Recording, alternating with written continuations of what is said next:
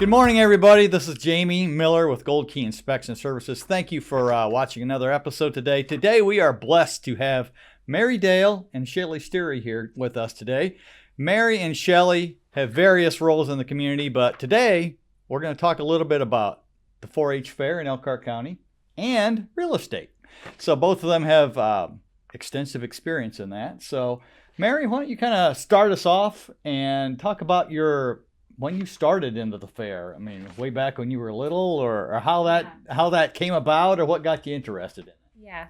Well, much like we know, 4-H and fair are two separate entities. But I was a 10-year 4-H'er, and before that, I grew up going to the fair. My dad was on fair board. My grandpa was on the fair board. So it's something that I've just been involved with every year since I can remember. I was a fair queen back in 2002, I think.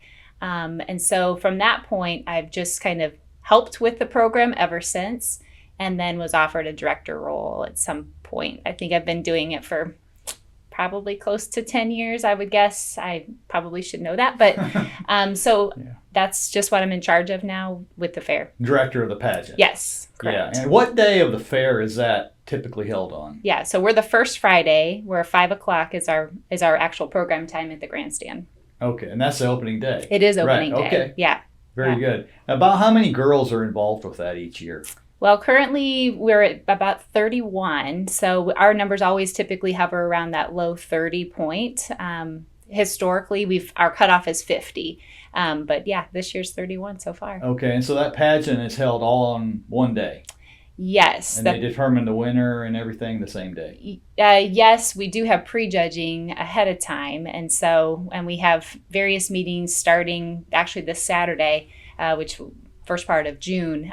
We start meeting and teaching the girls how to sit, talk, interview, model, and just self-confidence, so they can learn to sit and communicate with people. And it's just a great learning experience, and they build lots of friendships. So we probably have 10 different meeting dates before the actual event. Oh, wow. Interesting. Yeah. Well, that's awesome. So we also have Shelly with us. Shelly is the president, so we have the top here today. Yeah. So, Shelly, talk about your experience with the fair and what led you kind of to the role you're in now. Kind of actually similar to what Mary has just said. My dad was a 17-year fair board member, was in 4-H for a short time. I was in Saddle Club, didn't get out of the horse business necessarily, just moved on to a different level of showing my horse. My daughter did join 4-H, but she was a 10-year 4-H member, so about 3 years ago she completed that, and just grew up going to the fair. Mary would probably agree. You hung out pretty close with your dad, and then you met your dad's friends, and then you just kept coming around. So yeah, it's a great community. Yeah, absolutely. Hey, I haven't seen you in a year. Yeah. It's like a class reunion, family reunion. When we have fair, it's just unbelievable the people you run into. Yeah, it really is. Your role as a president, what are kind of some of your top responsibilities in that position? So mostly leading the board. We have a monthly meeting. I lead the board. It's just communicating with the board what their areas, what they're doing during the fair, and kind of helping them navigate that. Obviously, speaking engagements like this, representing the fair, just all around keeping everybody in tune, I guess. Well, it's got to be an incredible responsibility. I mean, over 200,000 people typically attend this fair. Absolutely, yeah. So I was doing a little research on this, and Good. The first fair, 1851. Yes. I think I got that right. Yeah, last year we celebrated 150 years of fair. They're And not consecutive, but that's how many we've had. yeah, that was interesting to me because you've shut down only for the Civil War, World War I, World War II, and COVID. Yeah. So there was, I think in their maybe late 80s, early 90s, there was or not 90s, but 1900s, there was a kind of a 15-year shutdown, I think, for one reason or another. Yeah. Started on the Goshen Courthouse lawn back in 1851. So where you're at today is amazing. It is. What new projects are going on at the fair? What's the future look like? So right now, our biggest project is our Elkhart County Community Center. It's the first big building that you see when you pull onto our fairgrounds. We are going to do a complete remodel of that building on the inside, and also on the outside. We are adding 5,000 square feet additional onto that building that will have a second kitchen and restrooms. It will also have a rooftop patio off the back of it, and that project will start in August, right after fair is over. Okay, excellent. Now that building, I'm guessing it's used for meetings, for planning. What's that? Wedding events, any kind of time you'd want to rent space. In the summertime, it's mostly used for our RV rallies. Mm-hmm. So for a RV rally, they might bring in anywhere from 100 to 650 campers to our fairgrounds. And they hold seminars, and it's, space where they have meals together or entertainment. Yeah, they do a lot of stuff in there. Yeah, you hold a lot of events on the fairgrounds throughout the year. Yeah, year round. It's like 100, 150 events a year, which is amazing. Yeah. So yeah, that's year round awesome. event. There's always something going on out there. Yeah. So let's flash forward to this year. What are some of the special events that attendees can expect? Some of the, like concerts or So I'll go through jugglers. yeah, we have that too, I'm sure. I will go through our entertainment series at the grandstands. Okay. So on Friday night, we kick off that schedule with Trey Kennedy. He is a comedian, most famously known for some of his TikToks. He has a lot of videos. He does some fun things. On Saturday, we'll have Monster Truck. Sunday is Need to Breathe, which is a music group. Monday night is Brantley Gilbert. Tuesday night is King and Country. Wednesday and Thursday is the Truck and Tractor Pull. Friday is rodeo. We have 2 sessions of rodeo, and then we end that on Saturday with the Demolition Derby. It seems like you've recited that before. Yes. Yes, I have done that multiple times for about 3 years and have to remember what year it is. Now we know, other than Sunday, there's an entrance fee to get in the fair. Is there an additional fee to get into any of those events? All the grandstands events, besides Mary's Queen Pageant, is paid seating. Okay.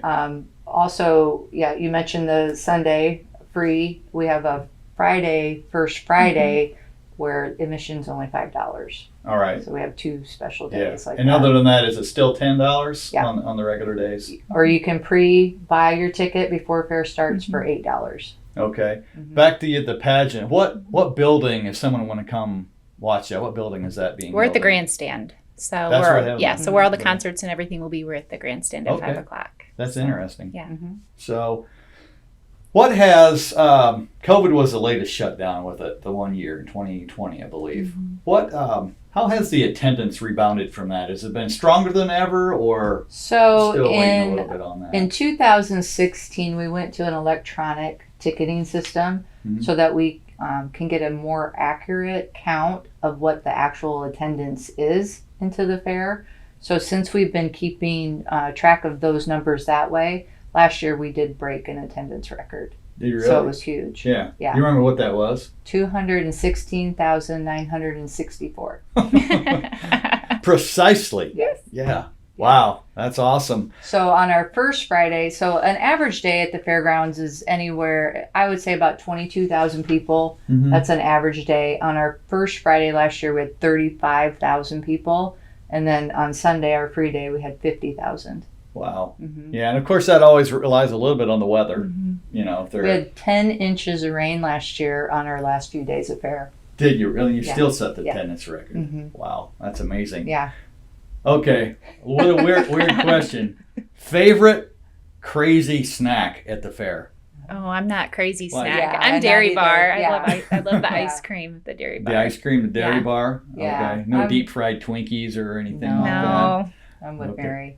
Yeah. I've had it, but that's Yeah. not my go-to. Yeah, it's not Just- your go-to. Yeah. It's, Yeah. it's one of those where you're afraid you won't walk away from Yeah. it after you eat it. Yeah. It's like very far before you drop. very- Right. Yes, exactly. So, someone that's never been to this fair, explain to them what they're going to. I know it's a big fair, one of the biggest in the country. what can they expect when they go? What's the draw for someone that didn't grow up in it and hasn't seen it before? So typically how I approach that is there's like 4 areas of the fair. You have people that come just to eat for the food. You have people that just come to ride the rides.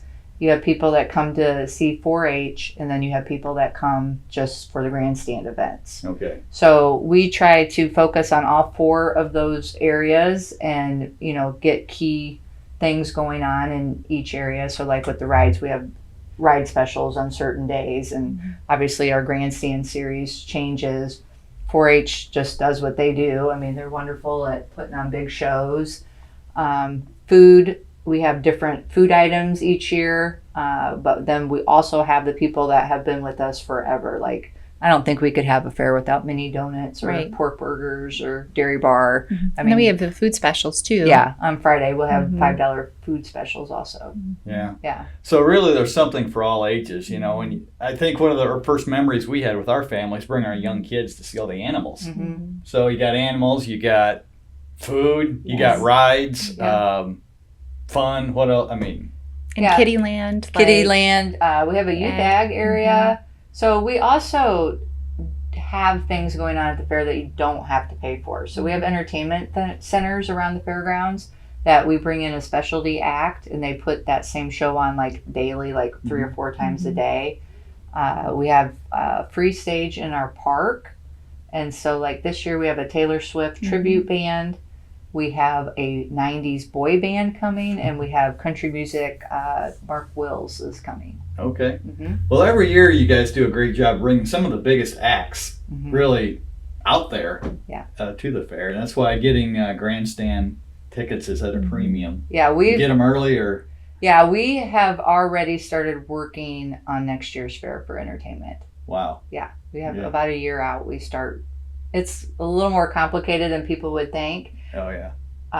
We get like, why don't you bring Jelly Roll, or why don't you bring this person? Well, first of all, they cost a lot of money, but mostly the artists have routes that they perform. So, they might be over in California the night before the fair when we want them to come. Well, they're not going to travel clear across the country, and some artists will not perform at a fair. It's just not their vibe or whatever. So sometimes they tell us they won't come, but then we have people that love fairs. So yeah, that's awesome. I know there's a lot of volunteers involved with the fair. Pretty much it's run by volunteers. What do you guys need right now? Do you need any volunteers to help with this year? Always need volunteers. How should they get a hold of you if they want to do that? We have just an info at 4hfair.org that people can reach out to us. Besides our fair board, we have organizations that come in and use our event as fundraisers. So like our parking crew, they are all volunteers, but they might be with a church or a youth group or a soccer team, and they come out and they run that area of the fair as a fundraiser for their organization. Yeah, I have seen that. And I cannot tell you how many people that is insane. It is a humongous number of people. Just the parking, I think they run like 480 shifts during the fair. Wow. But we will have people like the Concord football team will come in early in the morning and pick up trash. Boys and Girls Club will do the same. We might have a group that does inner grounds. We might have a group that does parking lots or the grandstand area. We have the community engagement in this event is unreal. Yeah, well, that's awesome. In this world of digital, personal interaction suffers. Yeah. And so I think people love coming together, just seeing other people. That is, unless you're, prefer to be alone in life. But, don't come to the fair. Well, most people like that interaction and don't mind the waits of some lines and parking and whatnot. So it's just a fun time to come together. So I know one thing that we always see are you have those buildings. What do you have? 4 or 5 main buildings with exhibitors and vendors and whatnot. I'm probably way off on that. So we have 3 buildings that we call our commercial buildings that are set up with vendors. That's what I was stuttering to get to. Yeah. Yep. And within that, we always have some real estate, and there's always a Caldwell Banker booth there, Mary. And you've been now with Coldwell Banker for 17 years. Yes. So you started out at the young age of 21 with your real estate license, and got started there. Mm-hmm. So real estate, your experience, you've been in the field of some sort for now over 20 years. Is that right? Yeah. That's given you a lot of experience. It has. So how has that experience prepared you for the kind of the wackiness that we have right now in the real estate world? Well, when I got into the market and came home, I worked in Indianapolis for 2 years, and then we came home. That's like the slide of the market. When foreclosures started happening is when I kind of joined Coldwell Banker and came up here back home to Elkhart County. So it was tough. The market was tough, and being young in the market, when, yes, I owned a home, but the average age of everybody else selling was significantly older than me. So it took time to gain experience and some grit in the market, so that people can trust your expertise, that you know what you're doing, and you can be successful and help them in whatever they needed to do, buy, sell, that kind of thing. Right. I think I can relate that a little bit. If we've hired inspectors before that were 20 years old and they looked 15. And how are they going to be trusted as the authority at a house when some, experienced homeowner shows up? Right. It's like, what does this youngster know? Right. So, well, I think you've proven yourself. You've been in the top in your office for years, certainly near the top of the county every year. So there's a trend out there right now of buyers thinking we're going to have this dive in the real estate market. They think values are going to go down, which just doesn't, the facts don't hold that up. What would your advice be to them if they'd like to buy, but they want to wait? They want to wait till the interest rates drop. Yeah. What would you say to them? Well, I think it's all about a budget. They have to go back and look at a budget and say, what can I afford? If rates do go down, what does it look like when I refinance? I always use the analogy with my buyers. Can you afford this home without eating ramen noodles? And if you can afford it and you feel good about it, then if we're buying at a right price, then it should be a match. And the market could get better. Could prices go down? Maybe. But they're not going to go significantly down. Right. It's all about supply and demand. Elkhart County, we're typically pretty gainfully employed. We always have our ups and downs. But we're in a market with low inventory. There's a lot of people that need homes that would like homes, and new construction doesn't fit for everyone. So there's always going to be a need, and so you just have to be ready to jump into the market and just work with a good realtor that will help you decide what that budget should be. A good lender. You just have to have a good team around you so you can make a good decision. Yeah, I like what you said about not just fitting in their budget, but is this a house that's going to be a blessing to you when you buy it? Your mortgage payment isn't going to be 40% of your take-home pay, and you'll be struggling to enjoy it, really. So I don't know that every agent provides that level of expertise, because a lender they'll give you more money than then you can't. You can't go by that now. So it's great to hear that, and I'm sure at times that probably costs you some clients. Oh, I'm sure, but I think ultimately, if I'm looking out for the good of their heart, and I always tell them, you can have anything that you want, but I'm going to show you the things that maybe I see would be problematic, so that when it comes time for an inspection, that you're not surprised by it. Because I think knowledge is power, and then you can make a good decision from the get-go. Yeah, excellent. Shelly, you're not a real estate agent. No. Per se, but we talked previously that you do have a lot of experience in real estate with properties and buying and selling and so forth. Do you focus more, you don't have to get into details, but residential or commercial? Probably more commercial, more just land, not with structures on them. Yeah. Okay. And Mary, do you also deal with commercial? Do you sell commercial properties? The majority of my business is residential. Okay. Yeah, excellent. What have I left out? What would you like the folks out there to know, either about real estate or the fair? The fair dates this year are the 19th through the 27th? Yes. Okay. Yeah. So the 19th would be the pageant? Friday, and that's all wrapped up in one day. And then you heard the list of of great events coming up day by day after that. I won't ask you to repeat that, even though I know you could. But what if we left out? What's something else that folks might like to know or need to know in regard to this? I think overall the fairgrounds in itself is becoming more of a hub of activity beyond the fair. I will mention that we have a trick-or-treat event that we put on for the kids. We like maybe the younger kids. It's during the day. We have 2,000 kids come out for that free event. We have 40 community partners that help us put that event on. This year we did an Easter egg hunt. We had 800 kids sign up to participate. Again, had 40 community partners help with that. It rained a little bit in the morning, so we only ended up with 500 kids. But we set out 8,000 eggs, and it took them less than 3 minutes to pick them all up. So that was like, wow, that was, we're like 8,000, that'd be good. Nope, not even enough. Wow. And then now during the month of December, we have a holiday light drive-through, and we, similar to what you have here in Shipshewana, but not near as big yet. Yeah.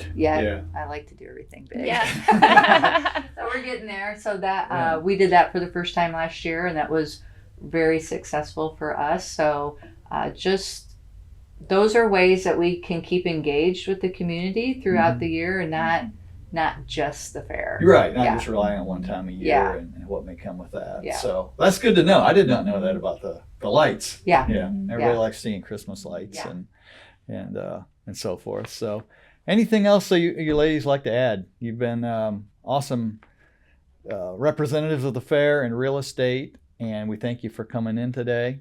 And if you have any questions, feel free to reach out. We'll have their social media information, so you can reach out to them.